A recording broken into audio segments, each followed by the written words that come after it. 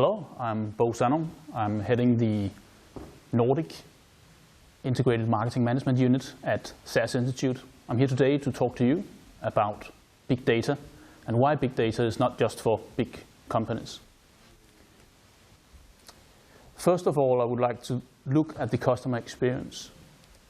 Forrester has done recently research showing the customer behavior and how customers behave when they are about to do a purchase.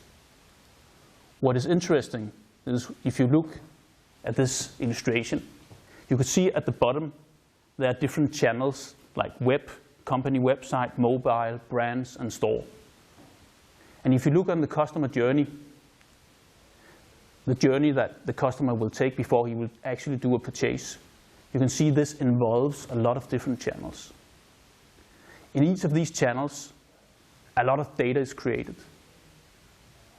And bringing this data together and acting on it is actually what big data is all about. But let's talk a little bit about what big data really is. Because usually it's a perception that big data is huge amounts of data. We're talking about petabytes. But this is not true.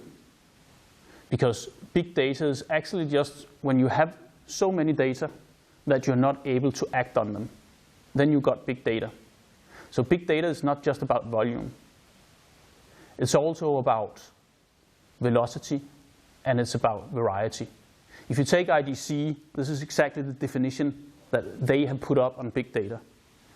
Volume multiplied with variety multiplied with velocity is what big data is about. Volume is, of course, what everybody talks about, and especially social media, where a lot of data is produced instantly all around the globe. Huge amounts of data. This is only a volume talk.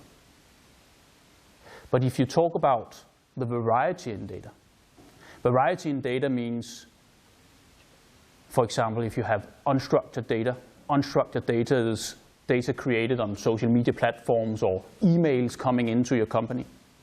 This is just texts. And then on the other hand, you have structured data. Structured data is nicely formed data that are in tables and rows which are easy to access. But the trouble is that when you have a lot of variety in your data, you have both unstructured data and structured data, and you will have to put this together in order to act on it. And this creates challenges for many companies. Challenges that are big data challenges. And if you at the same time look at velocity, velocity is the speed at which data is traveling. For example, L'Oreal does a lot of what is called social local mobile, where on a social platform they invite people to vote on different products. This could be, for example, a shampoo. So they vote for their favorite shampoo. Then the customer are asked to give up their mobile phone number on the social platform. And then when the customer is walking in the street, suddenly they pass a store where they have this specific shampoo. By geocoding, L'Oreal pushes a message to the mobile phone saying, please go to this shop just next to you and buy this shampoo for a certain discount. This is a combination of social, mobile, and local shops. But data is traveling in real time at very high speed. And that makes a challenge because you need to grab the data, transform the data, and act on the data. And again, volume times variety times velocity. This is what creates big data. So don't just focus on volume. This is also why big data is for not just big companies, but especially also for smaller companies. Because you may not have an enormous amount of data, but if you have extreme velocity on your data, which is that the data is traveling in real time at high speeds, then you've got big data challenges. So if we look at the business side of it, businesses that are able to do advanced analytics on big data, they outperform others by 64%. The others are compared to a peer group in the Standard & Poor's index. And 64%, that's a game changer. I mean, if you outperform another company by 64%, you're way ahead of competition. So this is also why big data is not just for big companies, because the smaller companies has to grasp this as well in order to cope with competition.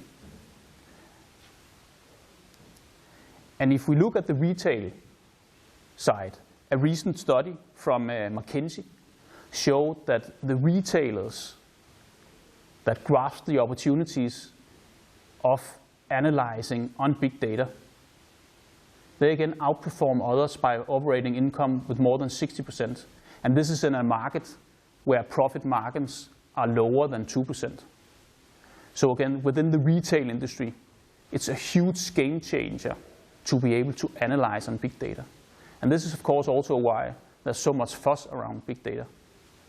But do not make the mistake of looking at big data as only a volume thing, because it's not only a volume thing.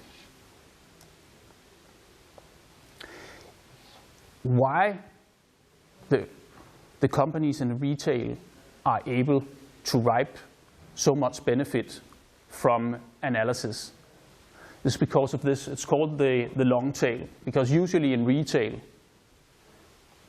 you looked at the most popular products because this was your capabilities, your analytical capabilities. That was to look at the most popular products and then go to the mass market and just promote the most popular products. But today we have enormous amounts of data because we have loyalty club cards where we have individual information on the customer, which we can connect to the customer's transactional data, which again we can connect to the customer's behavior on social media platforms.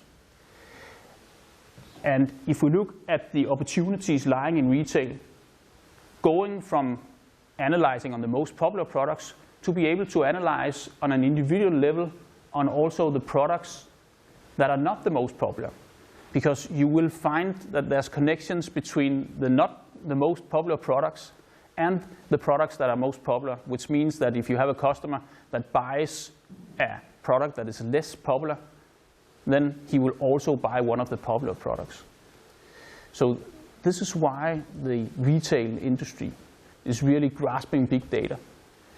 Not the only industry, though. But the reason why big data is really increasing a lot is because we're starting to focus on the individual, not just focusing on, again, the most popular products, but we're focusing on the customer. If you look at this image here, we have some objectives from a company. That can be to increase revenue, or that can be to reduce costs. And we do that cross-channel. And we do it by initiating activities to a single customer. And because we're talking about the single customer, we're putting a lot of data together. We're putting a lot of data together from a lot of different channels.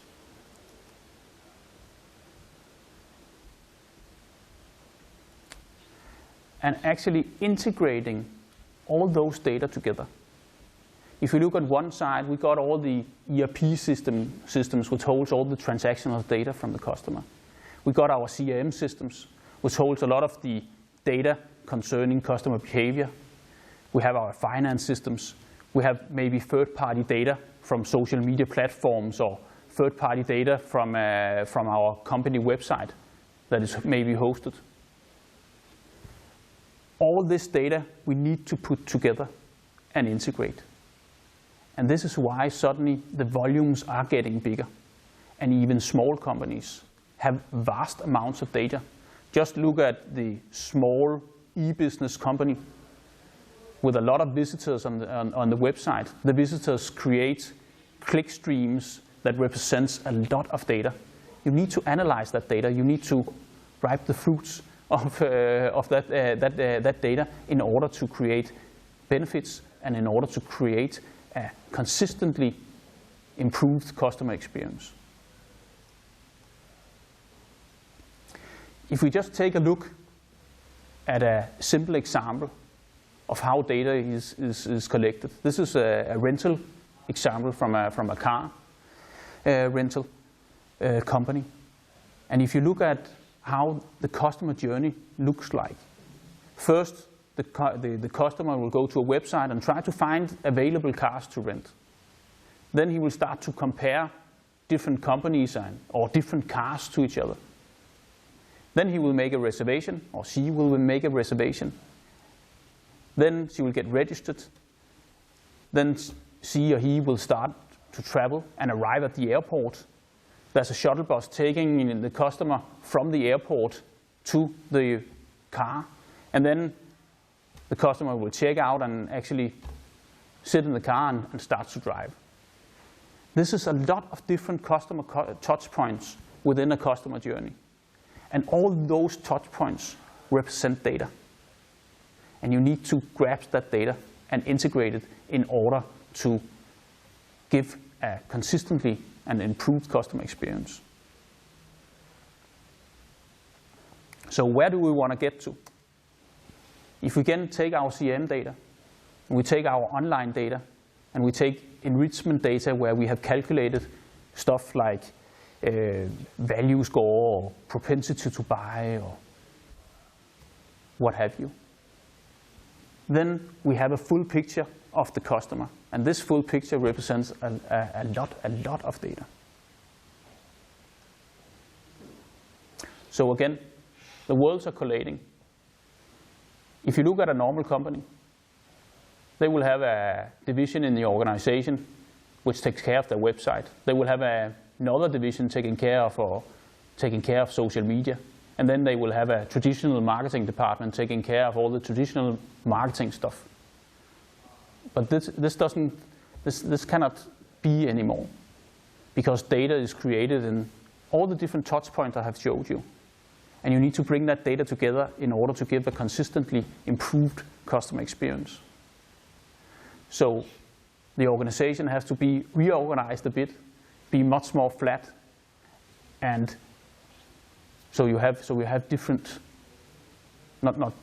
so you don't have different organizational units, but you have that one unit that takes care of the customer experience.